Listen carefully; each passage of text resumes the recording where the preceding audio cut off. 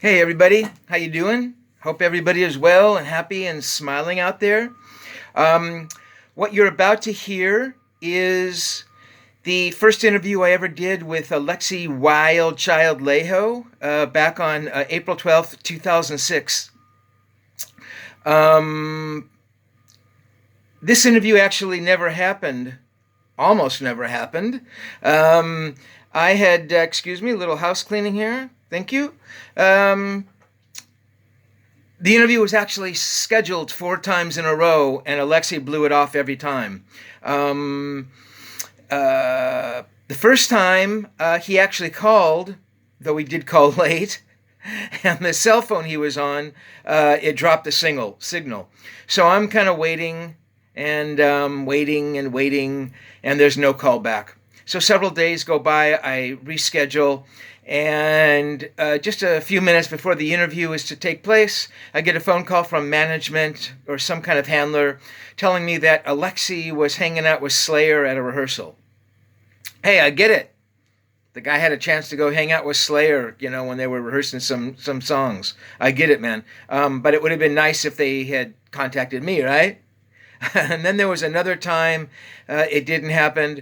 So this interview is literally the fourth attempt I had made to set up this interview. And when we got on the phone, I must admit I was a bit perturbed. And I said something about, yeah, I'm glad we could do this. And he said something, and I said, yeah, man, it's like the fourth time. And he goes, yeah. So there was no apology, and that kind of set me off a little bit, admittedly. Alexi could be a little loud, a little outspoken, a little brash, a little vulgar, but I guess that was what metal was all about, right, man? He was a metal guitar player, and he believed in what he did, and he loved what he did. It turns out I'd interview Alexi several times subsequent to that first interview, and he turned out to be a very nice guy. Just kind of really loved what he did, and he was just kind of focused. And with Alexi, it wasn't about amenities and platitudes. So yeah, man, this record that he was promoting was the "Are You Dead Yet" record, which had been out for about a year, maybe a little more. And so we talked about that. We talked about Gear, his influences. He loved Yngwie. And yeah, man, I think it's very cool. I hope you enjoy it. Thanks again for stopping by. Thanks to everybody who subscribed and everybody who hopefully will be subscribing. So take care of yourselves. Talk to you later. Bye.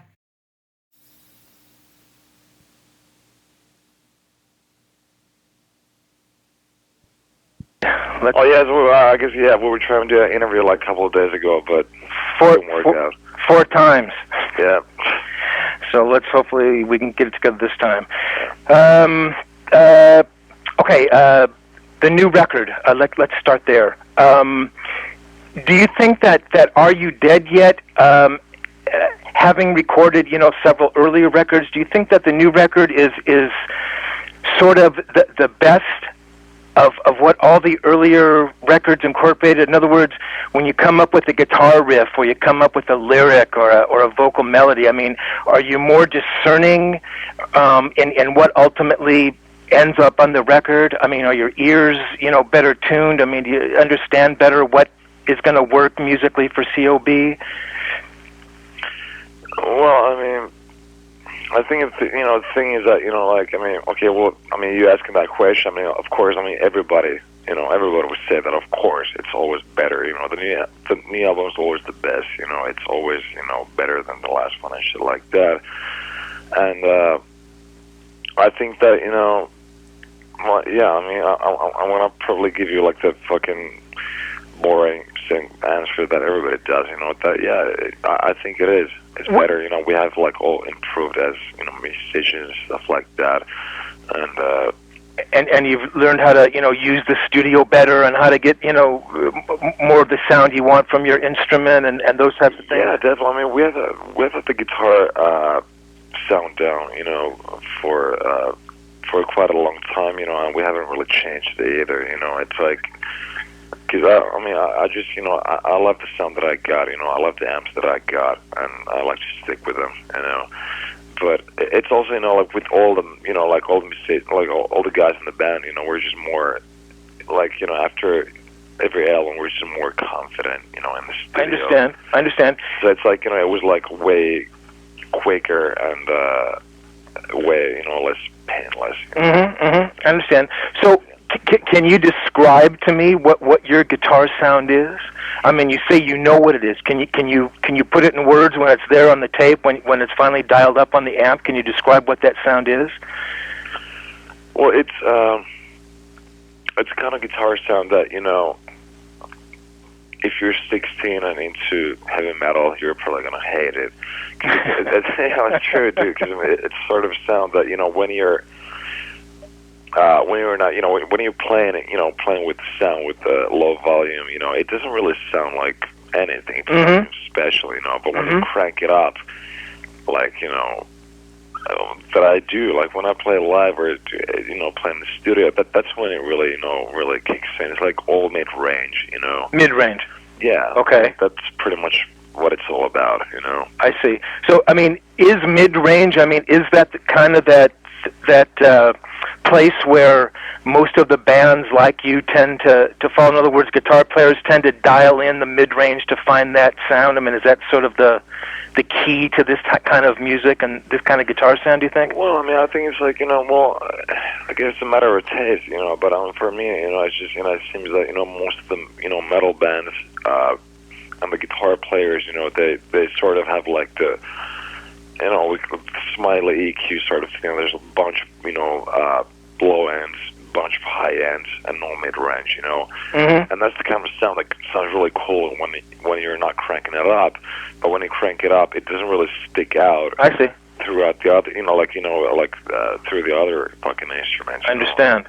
Whereas, a mid-range, kind of sound, you can, when you start playing a solo, you don't, I mean, it sticks out more, what I'm saying. So, I mean, were you listening to bands that had two guitar players in them? I mean, was that always in your mind you were going to have a band with a second guitar player and a keyboard player, actually? I mean, were you listening to those kinds of bands? Always, yeah. I mean, I think, probably not all of them, but, most of them, there were two guitar players, and I was just always into, like, making, like, just doing, like, the double guitar thing, like, harmonies and stuff like that. And as for the keyboards, they were just something that I know that we needed, because if you have keyboards, it gives you so much, it's so much more, like, you have so much more, opportunities to do whatever the fuck you want, because keyboards, like, you can get anything out of it, if you have the right equipment, so you don't have to stick with the one sound, right? Right. So even though you don't want to, I mean, if you don't want to do the same shit that you were doing like 5 years ago, you can still use the keyboards, but, just do totally something different, Right. In fact, that was my next question about, you typically hear keyboards in a band like this, and it comes out sounding sometimes like a, like kind of a heavy yes or, kind of a thing. But, I mean, do you sit with your keyboard player and the second guitar player and sit there and work out, the voicings of the songs and what you're going to play harmonically and rhythmically and what they're going to play, or is it just kind of, happen naturally? I mean, how does that work when you're working up parts? We do, we have long sessions. Like, for example, when the keyboard player, we're just, usually, the keyboards there, like, recorded like separately from the other instruments. They are. And it's usually just me and the keyboard player, Jan, that, we're just sitting down, we're just, going through, what he should play, and especially with the sounds, like, dude, I mean, we spent so many nights and so many hours, just, figuring out, what would be the right kind of sound for it, And as far as the guitars, same sort of thing, except that, like, it's just always that, before recording an album, we always just rehearse like fucking hell. You do? Yeah, we actually put out some sort of we always had like a kind of schedule that, it's kind of like going to work. You know what I'm saying? You know, we had like, you know, okay, like, you know, every single day, you know, except for Sunday, that, you know, we're all gonna meet and rehearse at like fucking 3 o'clock, and then we just work on the shit. And you know, that sort of thing works really good. You know. Do you tend to be? I mean, to be the main writer? I mean, you're the singer. I mean, do you tend to bring in the, you know, sort of like the main lick or the main idea of a song, and does it sort of build from there? Well, yeah. I mean, I pretty much. I mean, I write all the songs. You know, it's just that then I bring them to, you know, to the other guys at the rehearsal place, and then we just work on them. You know, and they're more, you know, like involved with the arrangements and shit like that. I see. Do you know the band Avenged Sevendust? I've heard of them, but I don't think I've ever heard their music. Okay, I just bring that because I know that, you know, one of the big quotes. I saw your guitar player story, which is very cool, by the way. Cool. Your story and guitar player, and it mentions that, you know, you guys are sort of leaning more to the rocky or bluesier side as opposed to the you know, stuff that Yngwie was doing, and they're a band actually who, you know, embraced a lot of that, you know, that kind of that classical thing that Yngwie was doing. Yeah. I mean, was that type of player an influence on you, or were you listening to more kinds of rock guys or bluesier guys?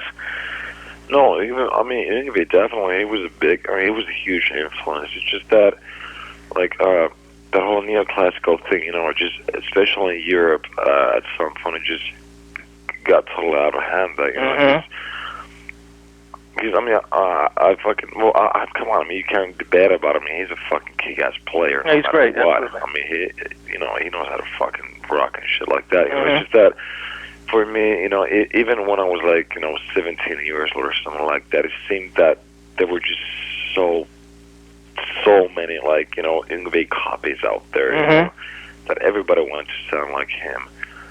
And they all just sounded like shit. I'm sorry, but they just fucking did, you know. They were not him, you know. Right. So, I mean, who were some of these people you were listening to when you were younger then? Or you mean the guitar players? Yeah. I mean, did you listen to people like Hendrix or Jeff Beck or David Gilmour? I mean, do those people mean anything to you? Oh, Hendrix, definitely. Hendrix? And I was always more into, like, you know, like super, like, old school blues, you know, more like, you know, Muddy Waters or Really? John Lee Hooker. Oh yeah, definitely. Unbelievable. And I know that, you know, you can hear that I'm not playing, and it doesn't really make any sense, but it's just that I just, you know, love the whole feeling that, you know, you can capture, you know, from that kind of music.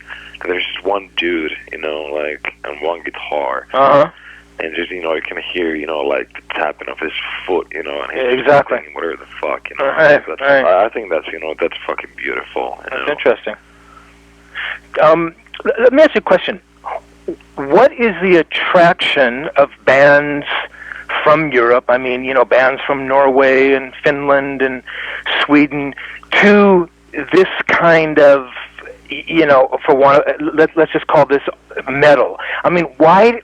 What is it about it that you know, those countries? I mean, you know, there's so many players that come from those countries that drift towards this kind of music. I mean, I'm just curious. Why do you think that it attracts players like yourself? What is it? I mean, why aren't you out there playing? You know, you love the blues, so how come you're not out there playing like a Stevie Ray Vaughan thing? Do you know what I mean? I mean, what is it that attracts you? I know what you mean, you know, but I don't really have an answer for it. It's just, you know, like, so many people ask me, like, what is it that, you know, how come, especially, you know, from Scandinavia, you know, like the countries you just mentioned, that, you know, there's so many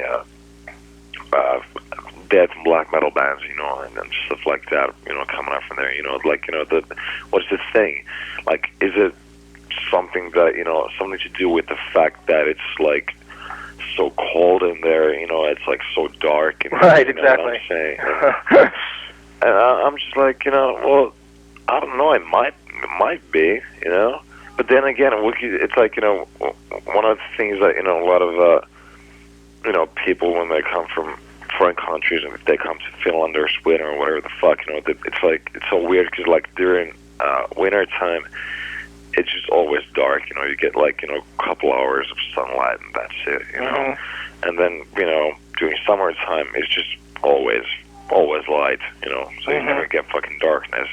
And they were just asking me, I mean, is something to do with that? And I was like, you know, well, you know what? I mean, they have, like, you know, same shit in Alaska, you know. That's It's true. same shit, really. Mm-hmm. But there's no, I mean, bunch of fucking metal bands coming out from Alaska, you know. No, you're right. So, Absolutely. I mean, it just can't be so simple that it's just something to do with that. I don't know, dude. I mean, maybe it's just some sort of, like, Scandinavian mentality or something like that. I don't know what it is, really. I mean, Right. I never really had a good answer for it. Mm-hmm. I understand.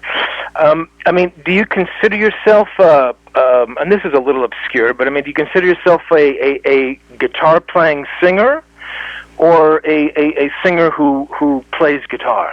I mean, first and foremost, what are you? I always consider myself to be a guitar player. You do? You know, yeah, I was never a singer, and the only reason why I'm still singing is that, you know, when we started the band, you know, when we were like, you know, 13 or 14 years old and shit like that, you know, it's that nobody else wanted to do it. I guess, you know, that, you know, everybody was just too shy. Well, I don't want to sing. I was like, well, fuck it then, I'll do it, you know. And then I just kind of got stuck with it. Mm-hmm. But that's, you know, singing for me, it's not, it's definitely a secondary thing. I mean, I'm a guitar player, really. I see. And at this point in time, I mean, playing guitar and playing those kinds of parts and singing the lines you're singing is pretty kind of second nature. I mean, you know, in terms of coordinating, you know, the vocal with the playing and. Well, that kind of nowadays, thing. yeah. I mean, it's sort of thing that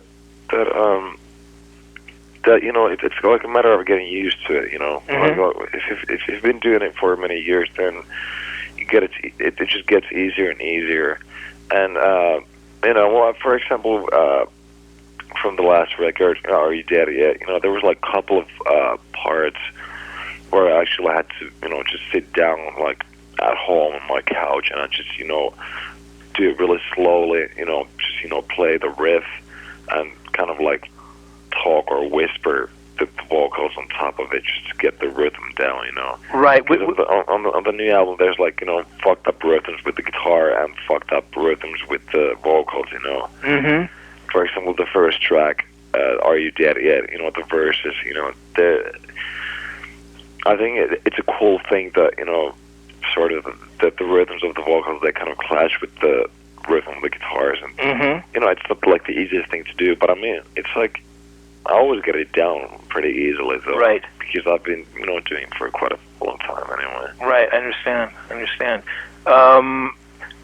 So what, obviously vocals go on last when you guys are recording. I mean, vocals aren't. Oh yeah, definitely. Right. While we're on the album, were you guys fans of the Ramones? Oh yeah, I mean, well, that's, you know, also, I mean, like, you know, punk rock, you know, especially Ramones, that's the kind of shit that I grew up with anyway. So yeah. Sex Pistols, all those kinds of bands? Well, yeah, I mean, my favorites were always, you know, Ramones and the Sex Pistols, yeah. Really? Yeah. Yeah, interesting. Your main guitar is that ESP Signature V. How did you come to play a V? In other words, I mean, it's a pretty obscure guitar in terms of a shape. I mean, not, you know, it's not like a Les Paul or a Strat. I mean, it's not like every guy's playing it. I mean, had you seen people playing a V? I mean, were you just, you know, how did you come to, you know, be playing one? Yeah, it's like, you know, the Randy Rhoads shapes, you know. Yeah. It's like, you know, that was always my thing. Yeah, of course, you know, I don't know how, but that always just looked so fucking cool for me from, like, you know, people like, well, obviously Randy, you know, and Chris Holmes from Wasp, you know, he had, like, a bunch of fucking cool Jacksons and stuff. And, Michael Schenker? Well, the thing is that, you know, Michael Schenker, he's playing the flying V, you know, and I was never into flying V or even King V. I was more into the Randy shape, which is like the lower wing is, like, you know, shorter. Right. You know. That's true. You know, and then there was, like, you know, Anthrax, for example, you know. Yeah, and it didn't take you, I mean, you know, the way that it kind of sits on, you know, around your shoulders and the way your hand kind of goes through it, it didn't take any kind of getting used to the shape at all? Yeah, it did, definitely, you know, 'cause, like, when I first started playing, my first guitar was a Tokai Strat, which is an okay guitar, you know. But then, I'm sorry, Alexi. What kind was it? Tokai. Oh, Tokai, huh? Yeah, Stratocaster. Yeah. And but you know, then you know, once I actually learned how to play, at least you know, when I back in the day, I thought I knew how to play with like after 1 year. So I was like, you know, I need like fucking 24 frets. I need a fucking Floyd Rose. You know, I need this and that. You know, and you know, I was like, you know, I was all about Steve Vai. You know. Oh, really? So oh yeah, definitely. Yeah, I can hear a little bit of that in there. So then, you know, I got an Ibanez. I remember that, you know, I worked my fucking ass off. You know, well, I just, you know, I was still a kid, so I had to do chores and shit like that, you know, just to, you know, get the guitar. And I got it, and, you know, I played with the Ibanez for a while, and then, I don't know, I just, you know, but I always, you know, liked the fucking Randy shape, you know, the Jackson fucking, you know, the V, whatever, but I always figured that, you know, maybe I won't, maybe I'm just gonna get one of those because I mean it's just too crazy. But then one time I just kind of accidentally tried out one of those. You know, it was a custom made Jackson Randy shape. You know, which is only you know one bridge pickup, 24 frets, Floyd Rose, and I was just, dude. I mean, this is the fucking guitar, man. Really? And yeah, and then after that, you know, I had to. By that time, I actually had a job, you know, and I was just, you know, saving money so I could fucking buy that guitar, and I did, and you know, which is, I mean, but you know, to answer your question, it's like, you know, it's weird. It was weird, you know, first when you get that shaped guitar because it feels so different than the basic Strat shape, especially when you're sitting down. Yeah, exactly. But nowadays, I'm like, you know, I don't even know how to play anything else. I'm like, you know, very uncomfortable with.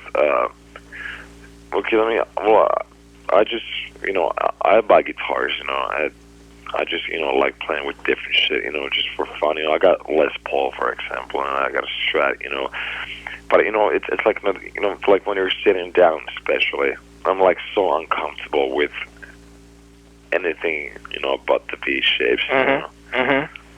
So how did the ESP, it's the Alexi 600, how did that happen? Well, it was actually, I think that, you know, the when I got hooked up with ESP, it was ESP Japan, and they made me two guitars, and they actually became like signature models. But the thing was that you know, they couldn't sell those in the U.S. because it was too much, like, you know, Randy, you know, Jackson, right? So they were afraid that, you know, that they were going to get sued or something like that. So then, you know, we just modified it a little bit, you know, that, you know, changed the body shape a little bit, you know, but it's not that different, you know. I see. It's something, you know, between Randy and between King V or whatever. But it's you know, actually surprisingly good looking, because I mean, I was not happy with that decision, but it's like, you know, I knew that we had to do it anyway. Right, you know? right. But actually, it does look really good, you know, and it's good guitar, definitely, you know. I mean, is the whammy bar a big part of your playing? Oh yeah, definitely, man. It's like, you know, if I play a guitar without it, I'm always like, you know, reaching for it. I'm like, what the fuck is it? You know, but it's not there anymore. Yeah, it's like, yeah, I don't know why, but it's always been, definitely. I understand. Punch Me, I Bleed is kind of the ballad, I guess that you'd call it, on the record. Yeah, well, the slow song. Or halftime, whatever you call it. I mean, I thought the solo on there was very cool. You know, I mean, is there a different kind of an approach or a mindset, you know, soloing over, you know, a sort of a, you know, a halftime song or a slower song as opposed to, you know, kind of one of these up-tempo things? I mean, do you approach it differently or do you think differently or? Definitely, yeah. I mean, it's more of a thing that, you know, with a fast song, you know, you just want to fucking, you know, shred your fucking ass off, you know, not just, you know, get, you know what I'm saying, you know, it's just, you know, try to, with a solo, just, you know, try to serve the song, you know, just make it sound better with that sort of thing. Mm-hmm. Then again, with slower tempo song, just maybe just play more with feeling, more, it usually ends up to be more melodic, stuff like that, and so it's definitely, I guess there's just more feeling into it. Mm-hmm. I mean, when you're laying down solos, I mean, are you kind of, have you walked in and have you sort of composed this solo in your head? I mean, do you know what you're going to play, or is it just kind of off the cuff? I mean, usually, like per album, I probably have like one solo composed. I mean, usually what I do is that when I start doing the leads, I just in the studio, I just take the lead part, and just put it, looping over and over, play and record, just like I sort of improvise, and then I just listen to it, and if there was anything that I liked about it, then I was like, okay, that was cool, so I'm gonna use that. Then I just do it again and listen to it, and if there was anything that I liked about it, same shit. So I kind of do that, for quite a few times, and then then I sort of just put the stuff that I liked, I put them together, then it becomes a solo. I see. But then there's like a few songs that I'm like okay, like let's just go, and then which song specifically, Alexi, on the new record? On the new record, I think at least the third track, like If You Want Peace, Prepare for War. Those were like. Just well, that was it. What I was just talking about. Just like pure fucking shredding. You don't even have to think about any feelings or anything. Right. Just go for it. Because I mean, it's an aggressive song and it's aggressive. Solo background. So yeah, there I just sort of I just put it on. And then just go. And, it took me like 3 or 4 takes or whatever, and I was actually done with the damn thing. Really? Do you take input from the other guys about your solos? I mean, if you put something down that you like and they don't like, I mean, will you defer to them, or is it you who has sort of the final say on the solos? From the other guys from the band? Yeah. I mean, it's always up to me, like it is up to you. Solos. Oh yeah, definitely. I'm like, I don't want to sound like an asshole, but no, I would cool. never want to have anybody to, tell me what I should do with the leads. Are they there when you solo? No, it's like I don't care if there's like people around when I record. I don't even care if there's people around when I sing, because I know that some people are like very shy about that. But when I do leads, I just want everybody to fuck off, Totally. Yeah.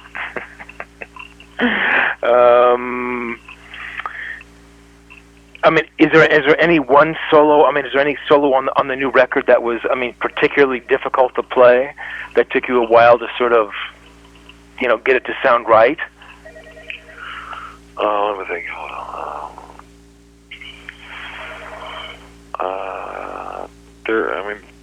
There's always that one, Yeah. I'm sorry, the fucking phone is ringing, so it's distracting me. But yeah, anyways, I mean, if I yell out the titles to you, would that help you? Well, yeah, actually, yeah, it would. Living Dead Beat, Are You Dead Yet? If You Want Peace, Prepare for War. We talked about that. Punch Me, I Bleed. In Your Face. Next in Line. Bastards of Bodom. Trash, Lost, and Strung Out. We're Not Gonna Fall, and the Ramones song. Yeah, I think that the hardest one to actually get down was the first part of the solo in We're Not Gonna Fall. And I don't know why, but it starts out with this arpeggio, right? And arpeggios, I mean, for me, they're always piece of cake. I mean, it's just like I have worked on the technique so much that I can actually pull it off. I mean, it's just the picking part is usually harder for me, and that's what I'm working on right now. And there's like the tempo is like super fast. Yeah. So there was just this stupid picking lick that I just couldn't get down, and then I was trying to record it. I remember, I was trying to fucking get it down, and then I got pissed off, and then I had to go out for a cigarette, and then I was like, fucking shit, because if you get more pissed off, then it's guaranteed that you're not going to get it down. Exactly. But then you just have to calm down a little bit. Right. I did, and then I pulled it off. Alexi, is there a point where, rhythms and tempos can't get any faster? I mean, is it possible that COB could play tracks any faster, or play licks or notes any faster than this? I mean, I know that you can, but I think that that we have pretty much pushed the limits where you can actually handle it, and also it's not beyond the point where it just gets ridiculous. Right. It has to be musical. Because that there's certain guitar players or a certain guitar player who's no, actually, fuck it, Chris Impellitteri or something. I'm sorry, in which band? Chris Impellitteri. That guitar player? Honestly, I don't. Okay, it's just so he's got instructional videos going on or something like that. And I saw this motherfucker, dude. I mean, it was he was so fast with the picking, seriously. That it didn't even though it was smooth, but it didn't sound good anymore. When he did a fucking A minor, from ascending, descending sort of scale, Yeah. It was like a chord, It was just a fraction of a second, and then it was fucking done, So I mean, okay, yeah, dude. I mean, he worked on it, He's really good, but I mean, it doesn't really. It's not very musical at that point anymore. So I think that the tempos that we have had so far, I think that we have reached the limits, and at least for myself, I know that I can do 16ths on 210, and I think that's even stupid, But I mean, there is a song where I do that really, picking shit. But it's faster than that. I mean, it's just like I said, it's not musical anymore. Yeah, exactly. So I mean, obviously, then it's just fucking circus shit. It's like sports or whatever. Right, exactly. So obviously, you guys are aware of it still has to be musical, and it has to be a song, and oh yeah. I mean, it has to groove and stuff. The keyboard player and you trade licks. Had you ever heard? Had you ever heard Jeff Beck and Jan Hammer do that kind of stuff, where you almost can't tell where the keyboard is and where the guitar is? Who's doing what? Did you ever listen to that stuff? Well, actually, I'm a big fan of Jan Hammer, definitely. You are? Oh yeah. Also a big fan of Miami Vice too. But I never heard the stuff that he did with Jeff Beck. Oh. I heard that he did some stuff with him, but I never heard it though. But for us, the trading licks sort of thing was just from maybe more from Yngwie Malmsteen or something like that. I see. Have you ever met Yngwie? No. No. No. Yeah, he's a good guy. He's cool. mellowed out. We touched on this a little bit earlier. I mean, what is the fixation? Can you just hold on a second? Sure, man. Questions, and I'll let you go. All right. In a perfect world, Alexi, I mean, would you like to have COB, sort of recognized as like the modern day version of what maybe Judas Priest or Iron Maiden was back in the day? I mean, you know what I mean? To be seen as sort of the what's the word? I mean, sort of the definition of heavy metal in the 2000s. I mean, do you know what I mean? How they become sort of classic, and I mean, is that ultimately what you would like to strive for, to sell 5 million records and sort of have that kind of integrity about you? No, no, that was never anything that that I wanted to do with music. It's just more like, well, first of all, I mean, we don't, we wouldn't want to be a version of anything, and also it's like I was never reaching for any sort of status, like to be like, that, yeah, these guys, they were the fucking, shit at that time, or whatever. It's more, like just, doing gigs, and if you get a good crowd and you have fun, and that that people are having fun, that's pretty much all I want to do, And obviously, if it gets, well, this is just hypothetically speaking, of course, but if it would get into a point where it would reach as very nice. Wow. Because for us, still, the U.S. is like sort of like a new territory. So obviously, we're working on it. But in here, man, you gotta fucking pour your ass off all the time, just to, first of all, just to get recognized and just to be remembered. Because there's so many bands out here, and this country. I don't think that I will ever be able to comprehend, the size of the country, and that's why it's like I don't understand sometimes that why we would have to tour so much in here, but it is a huge fucking country. That's just the way it is, and that's why we got to do it.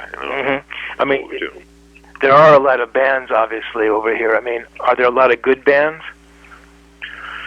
Well, I think there are definitely enough amount of good bands touring in here that if you don't fucking if you don't get off your ass and just go play gigs, people probably will forget about you. I'm talking about like American bands, like these. I know that nowadays I don't know, dude. There's like whatever fucking metalcore. It's like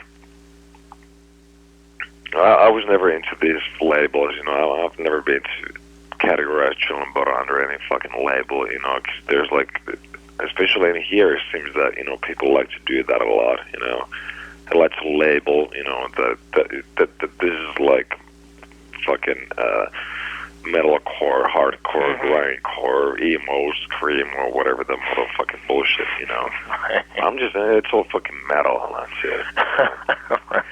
But anyways, yeah, the point is that, like, bands like Lamb of God, or Shadows Fall, or, let's see, God Forbid, definitely. I like them a lot, And who was the first band you mentioned, Alexi? The first one, Lamb of God. Oh, Lamb of God, right. Those are bands you do like those bands. Yeah.